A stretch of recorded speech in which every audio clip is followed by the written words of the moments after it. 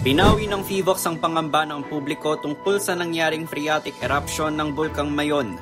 Ayon kay PHIVOLCS Director Teresito Bacolcol, walang indikasyon na posible pang lumala ang sitwasyon ng bulkan kaya hindi kailangang itaas ang alert level nito.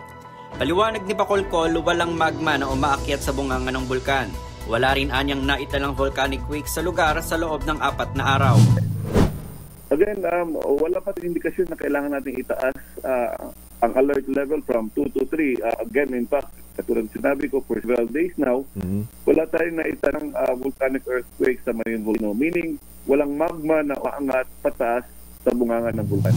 Kahapon ng pasado alas 4:30 ng hapon, nagkaroon ng phreatic eruption ng Bulkang Mayon kung saan nagbuga ito ng steam o usok na dulot ng nabasang volcanic hot materials. Tumagal ng halos 3 minuto ang pagbubuga nito ng usok na umabot sa 1,200 metro ang taas. Sa kasalukuyan, nananatili sa Alert Level 2 ang Mayon Volcano. Bagamat hindi pa kailangan lumikas sa mga residente malapit sa bulkan, nagpaalala ang PHIVOLCS sa publiko na huwag papasok sa loob ng 6-kilometer radius permanent danger zone sa paligid ng Mayon. Para sa kauna-unahan sa Pilipinas, DZRH, ito si Kyle Bulias.